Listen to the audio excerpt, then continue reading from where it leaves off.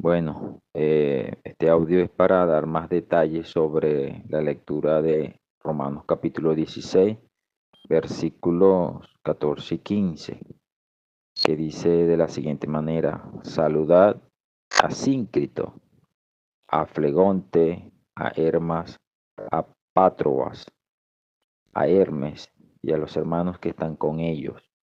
Saludad a Filólogo, a Julia, a Nereo y a su hermana, a Olimpa, y a todos los santos que están con ellos. Cuando nosotros leemos la carta de Romanos, vemos que el apóstol, ¿no? El apóstol Pablo, quien la escribe, la dirige a la iglesia que está en Roma. Y bueno, al final de esta carta, Pablo termina dando saludos personales a los hermanos de la iglesia que está en Roma. Y principalmente desde el versículo 1 del capítulo 16 hasta el versículo 13, Pablo saluda a todos aquellos hermanos que él mayormente tiene estrecha relación y, y comunión íntima de la iglesia en Roma. Pero cuando llegamos al versículo 14 y 15, eh, parece, él da saludos a hermanos de manera específica, pero también hace la acotación que estos hermanos, hay un grupo de hermanos que están con estos hermanos. Como ejemplo, saludad a Síncrito, a Flegonte, a Hermas, a Patrobas, a Hermes y a los hermanos que están con ellos. Estos nombres que aparecen en el versículo 14, en el versículo 15, son nombres de líderes de dos asambleas. Eso quiere decir, podemos decir lo que hoy comúnmente de comunidades cristianas, donde hay un liderazgo. Estos líderes que están allí nombrados son, Pablo los saluda, les manda a decir a los hermanos a quienes él envía la carta o a quienes ellos reciben la carta, para que los salude. Eso quiere decir que no están dentro del grupo de creyentes a quienes él envía la carta, sino son hermanos que, aunque pertenecen a la iglesia de Cristo, se reúnen como otra asamblea, pero ambas asambleas, tanto de los grupos de hermanos que están en el versículo 14 como el versículo 15, tienen comunión con estos hermanos a quienes Pablo le envía la carta o a quienes él saluda. Entonces Pablo obviamente envía la carta a la iglesia de manera general para todos los santos que están en Roma. Por eso esta carta de Romanos es muy distintiva, porque Pablo nos dice a la iglesia que está en Roma, sino en el capítulo 1, versículo 7 dice a todos los que están en Roma, amados de Dios, llamados a ser santos, gracia y paz a vosotros de Dios nuestro Padre y del Señor Jesucristo, mostrando claramente aquí que no había una única asamblea, sino que había muchas asambleas, o sí, agrupaciones de creyentes con liderazgos distintos que se reunían como la iglesia. Eso podemos decirlo, nos da una aclaratoria mayor a nosotros, que no solamente debe existir una única asamblea, o es decir, no solamente una única asamblea de hermanos se puede posicionar como la iglesia en una ciudad. Todos pueden haber varias asambleas o agrupaciones de creyentes que pueden posicionarse como la iglesia, es decir, tomar la posición o decir que también son parte de esa única iglesia que está en esa ciudad, dar testimonio de esa iglesia que está en esa ciudad.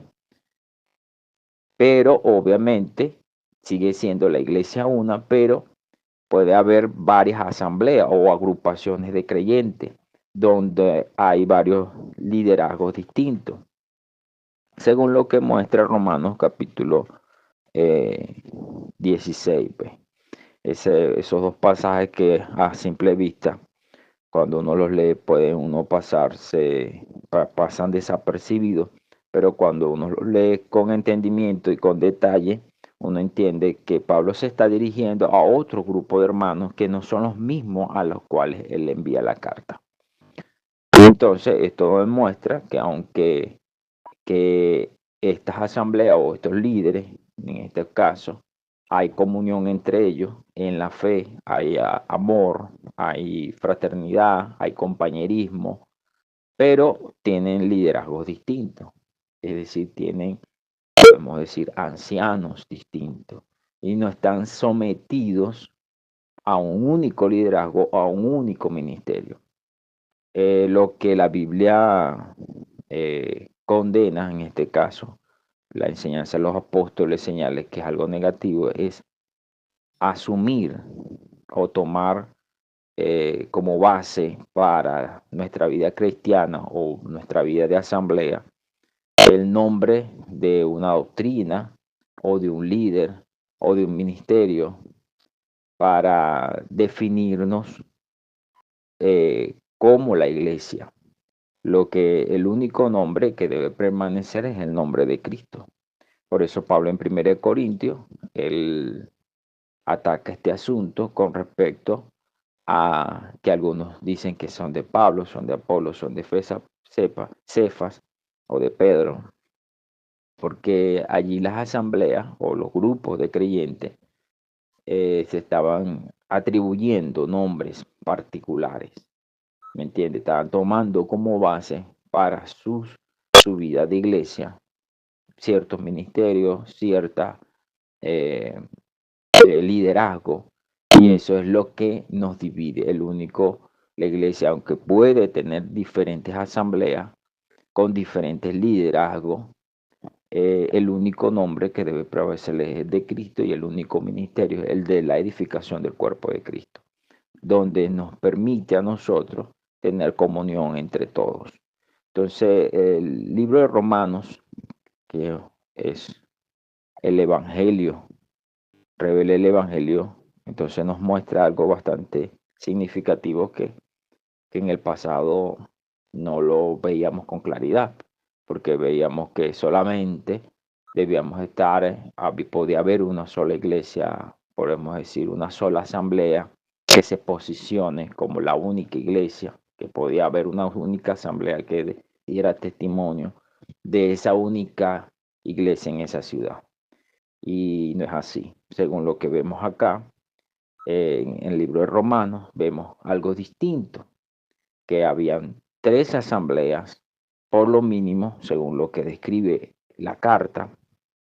Puede haber habido o ha habido más, no lo sé, pero según, para no pasarnos de lo que escribe Pablo en la carta a los romanos, bueno, yo puedo inferir, según lo escrito, que habían 3.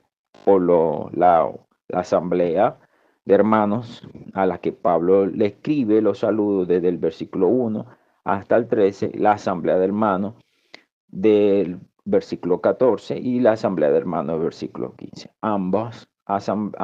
Estas 3 asambleas tenían comunión y compañerismo. Por eso Pablo a la final termina diciendo saludados los unos a los otros con ósculos santos, saludan todas las iglesias de Cristo. Entonces, esto demuestra que había unanimidad, pero esta unanimidad no era una unanimidad de ministerio, no era una unanimidad de estar de agrupación, de estar todos juntos.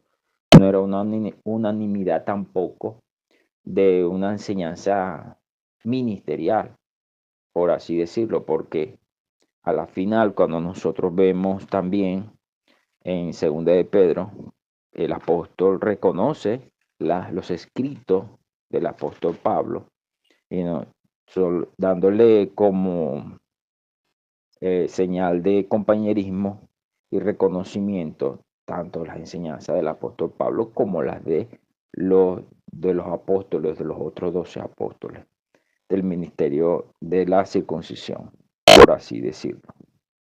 Entonces vemos acá que las iglesias recibían la enseñanza no solamente de un ministerio o de una línea, sino de siervos de Dios, en este caso los apóstoles, que no había exclusividad o restricción de parte de la iglesia, no recibir la enseñanza de los de Pedro, o la enseñanza de Juan, o la enseñanza de otro santo de Dios. Entonces la iglesia tenía esa libertad, por eso Pablo a la final también en Romanos capítulo 16, él hace la exhortación con respecto a la falsa doctrina para que la iglesia tuviera discernimiento. Y en el versículo que, que debían guardar, pues, debían guardar la iglesia, tener cuidado de cuidar la doctrina que habían recibido y aprendido de parte de los apóstoles, y que a la final tuvieran discernimiento en obedecer toda esa doctrina. En Romanos capítulo 16, versículo 19 dice, porque vuestra obediencia ha venido a ser notoria a todo, así que me gozo de vosotros, pero quiero que seáis sabios para el bien, ingenuos para el mal. Eso demuestra que Pablo lo que le está pidiendo a la iglesia allí es que tenga discernimiento al momento de recibir las enseñanzas y poder discernirla bien. Entonces, bueno, amado, más o menos esto es de línea en general, ¿no?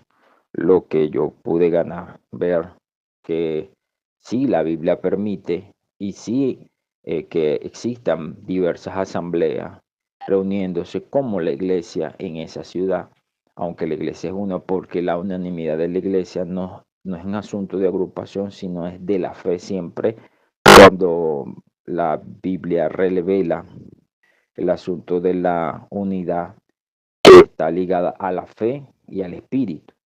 Entonces esto tiene que ver con lo que se ha enseñado, con la fe común de los santos y no con respecto a, como le he dicho anteriormente, con respecto a un ministerio, a una línea de enseñanza, sino a una doctrina particular, sino en cuanto a la enseñanza que los apóstoles dejaron en las Sagradas Escrituras.